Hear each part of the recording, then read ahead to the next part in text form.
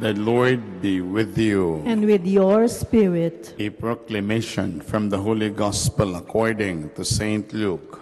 Glory to you, O Lord. Jesus said to his disciples, "Be sure of this, if the master of the house have known the hour when the thief was coming, he would not have let his house be broken into. You also must be prepared, for at an hour you do not expect, the Son of Man will come." Then Peter said to him, "Lord, is this parable meant for us or for everyone?" And the Lord replied to him, "Who then is the faithful and prudent steward, whom the master will put in charge of his servants, to distribute the food allowance at the proper time? Blessed is that servant whom his master on arrival finds doing so. Truly I say to you, he will put him in charge of all his property. But if that servant says to himself, 'My master is delaying in coming,' and begins to beat the men servants and the maid servants, to eat and drink and get drunk, then the servant's master will come on an unexpected day at an unknown hour, and will punish the servant severely and assign him a place with an unfaithful. That servant who knew his master's will, but did not make preparations nor act in accord with his will, shall be beaten severely. And the servant who was ignorant of his master's will, but acted in a way deserving of a severe beating, shall be beaten only lightly.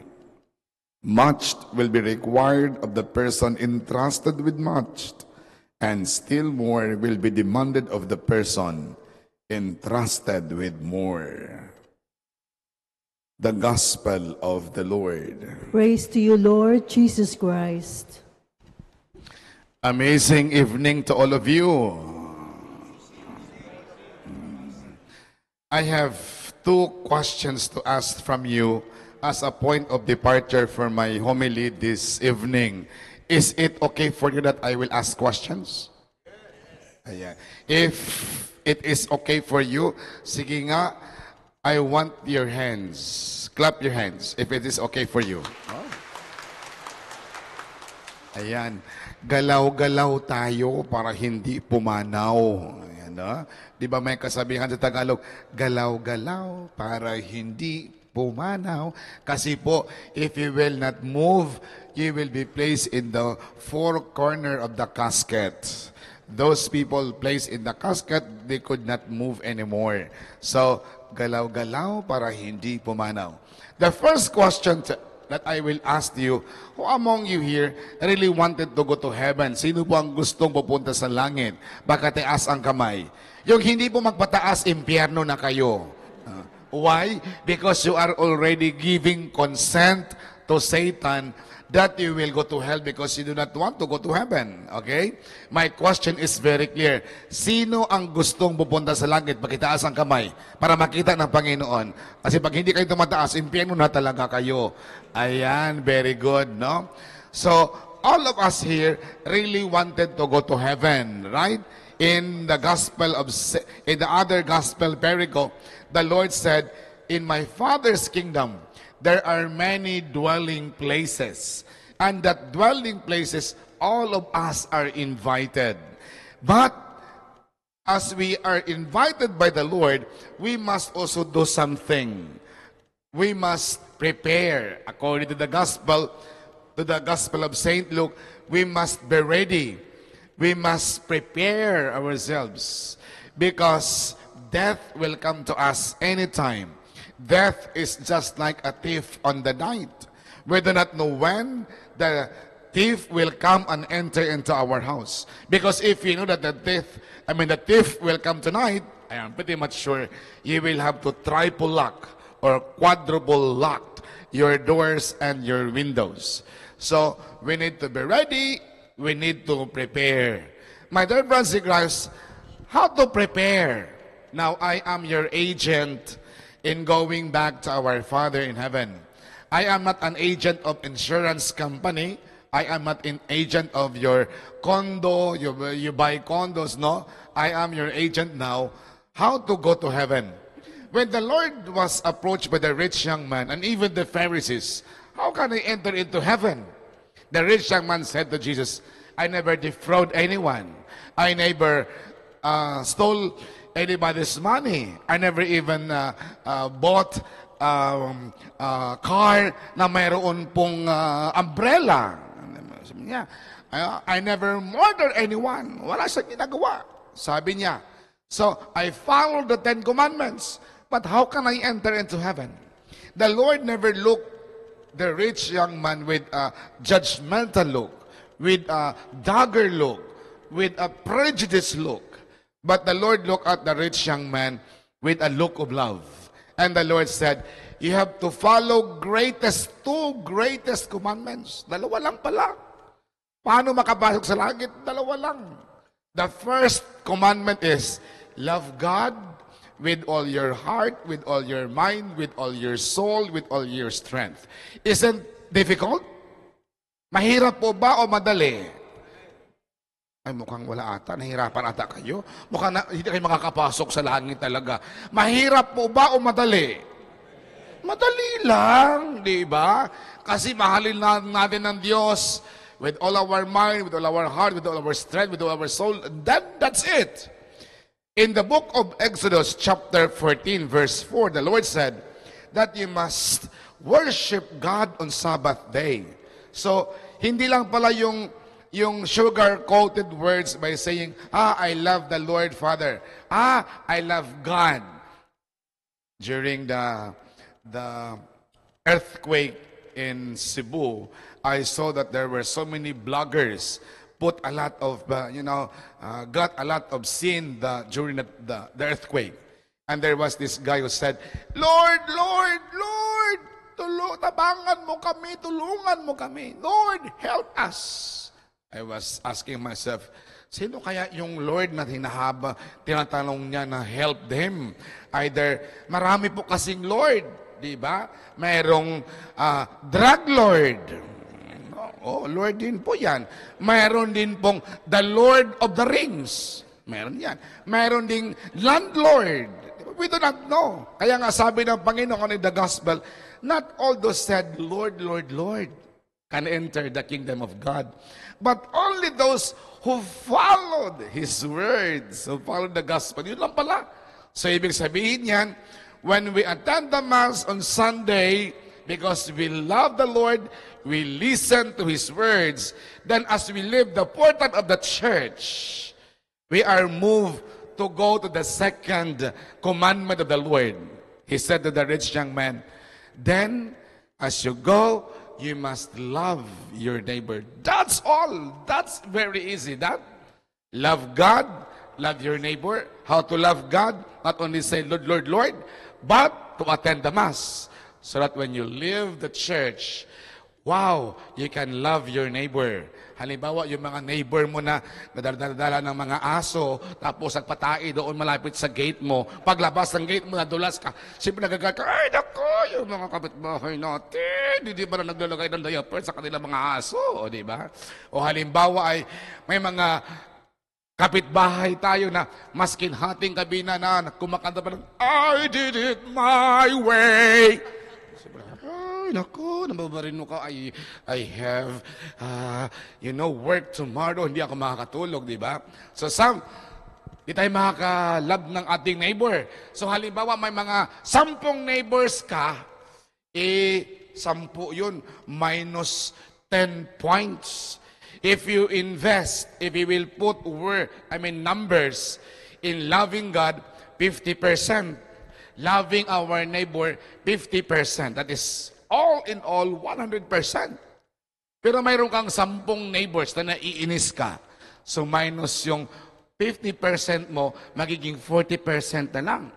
So, if you invest love God and love your neighbor, and you have already 90%, can you pass for the next level if you are studying in elementary? Yes, very good, no? So, if you have 90%, you can still love your neighbor. Why? Because everybody is invited to go back to our Father in heaven. But why is it, Father, that the Lord said, going to heaven, it's a narrow road. Going to hell, it's like a road going to Commonwealth. 8 lanes, 12 lanes. Why is it very wide? At in heaven, it's a narrow. Hindi po yan ibig sabihin na mahirap papuntang langit. Madali lang. We are the only one who makes our life difficult to enter into heaven. Why is it that it is narrow? And in hell, it is wide. Because going to heaven and hell, it's just like 12 lanes. It's just like superhighway. But in heaven, only few people line up going to heaven. So kung palagi itong dinadaanan na daan, ito na lang palagi dinadaanan ng mga tao pupuntang heaven, maskin ito ay 12 lanes, ganyan, so ito mga ibang lane, magiging damuhan ito. Maging mga may kahoy. Ito na lang palagi diba, sa probinsya. Pag ito lang palagi mong dinadaanan, ito na lang ang magiging daan. Yung mga iba, wala na. May mga damo-damo na, may mga kahoy na. Pero doon sa hell, bakit it's wide and narrow just like the superhighway? Because there were so many people paraded going to hell. Kaya nga yung mga daan doon, super wide. Kasi nga ay nagpaparade yung mga tao. Kaya nga, my dear friends, going to heaven, it's narrow. The road is narrow. Because only few people going to heaven. We make going to heaven life difficult. Bakit? Kasi instead of going to Jesus, during Sunday, ibang Jesus ang pinupuntahan. Ano yung mga Jesus? Yung Jesus doon sa pula, puti. Jesus din po yan. Opo, pula, puti. Imbes na pupunta sa simbahan para magsimba, iba ang pinuntahan na Jesus. Di ba? O kaya nga, mas maraming tao sa sabungan kaysa simbahan. O isipin mo, hindi sila nagsimba, minus 50 points na sila sa investment sa langit. Yan, no? Tapos, halimbawa, marami pa silang neighbors na hindi nila nagugustuhan, ay marami silang kaaway, minus 50 points pa, tapos yung 50 points nila sa loving your neighbor, may bawas pa, hindi na makakapasok sa langit. Kaya nga, my dear friends in Christ, please, no, wag po kayong magsabi ha, your loved ones already passed away, and in November 2, you will greet your loved ones who passed away. Mama, Papa, happy All Souls Day in heaven. How can be sure that they're already in heaven? When they're on earth, they never even go to the church. They never even attended the Mass. The Lord said that you must worship God on Sabbath day. You have to love the Lord and to go to heaven. Because not all those said, Lord, Lord, can enter into heaven. Tapos ngayon sasabihin mo, Mama, Papa, happy All Souls Day in heaven. How can you be sure? Nandoon na sa langit. Di ba? Hindi sila nagsisimba noon, makakapasok pa sa langit. Ano yan? Parang huwan tamad. You are just waiting for the guava to fall down into your mouth? No! You have to invest. And that investment is love God, love your neighbor. The second question is, sila na po ba sa atin, if the Lord today will ask you, dahil gusto mo pupunta sa langit, dahil nagpataas ka ng kamay, tonight, you will be with me in paradise. Yan, no? Sino na po ba ang game na, handa na, ready na, mamatay, bakit ang kamay? O iniwanan nyo na ako? Siguraduhin ninyo yung magbabataas ang kamay ay handa na kayo. Baka mamamatay kayo mamayang gabi, ako ang susuguro doon sa Mega Mall.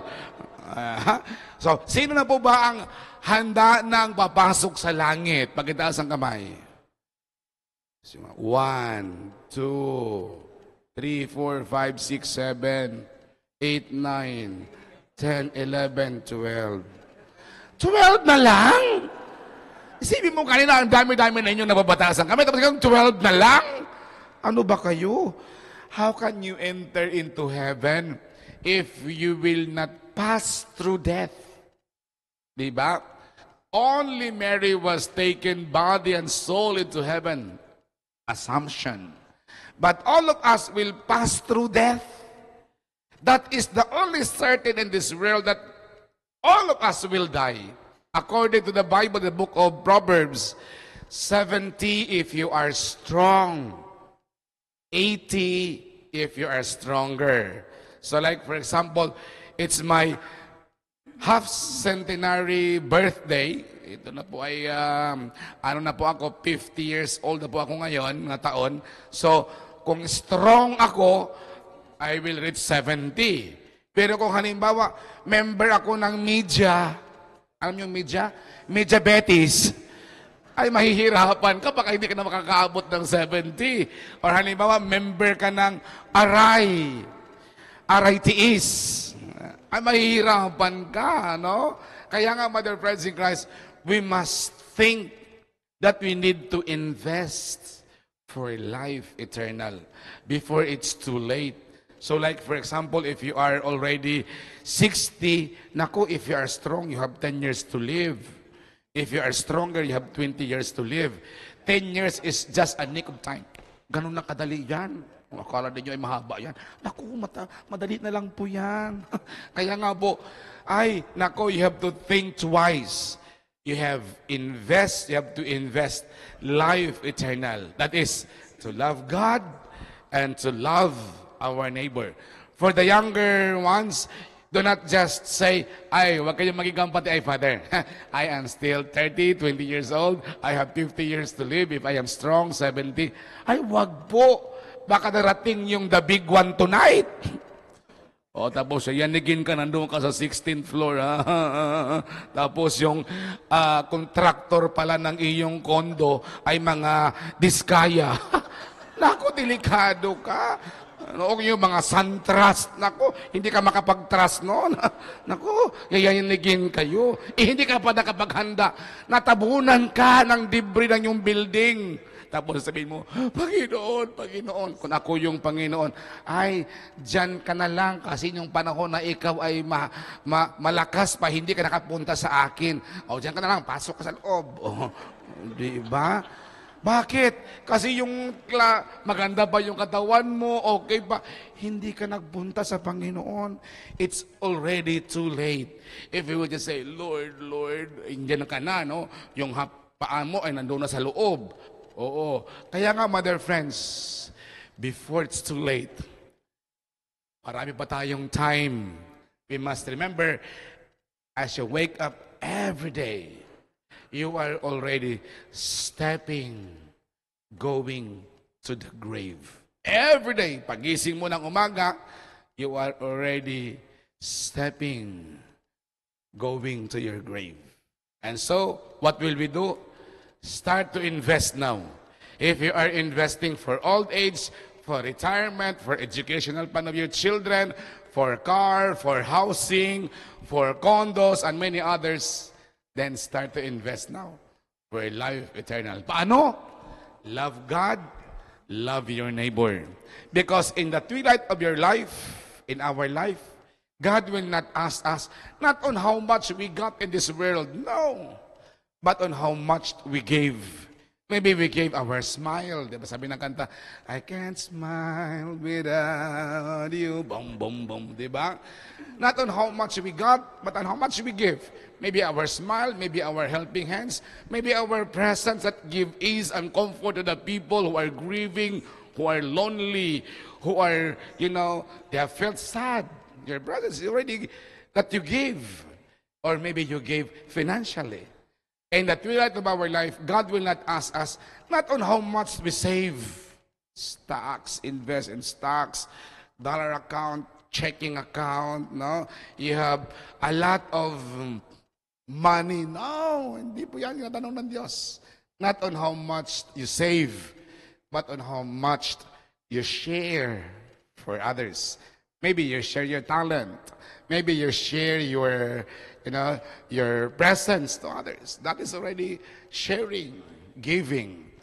In the twilight of our life, God will not ask us not on how much are being honored, how many people clap and giving you applause. People are so much engrossed with titles. Diba? O halimbawa, sila ay nang-aabogasiya, attorney, tapos pare pa, father, tapos nag-MD pa, doctor pa, attorney, father, doctor. Ayan, diba? Grabe. Tapos journal, tapos nag-MA pa siya sa Harvard, MA. Tapos sa Stanford pa siya, nag-doctorate, attorney, father, doctor, journal, MA, PhD, DD, gaga, gogo, hoy! Hindi yung tinatanong ng Diyos kung ilang titles mo. Nako, Lord. Hindi yung how many plaques that you receive. No, not. Not on how much you're being honored, but on how much you serve others. And that service is without counting the cost. Start now to invest while you have time. Invest now for life eternal. The clock is ticking. Please stand up now and let us pray the Oratio Imperata for integrity.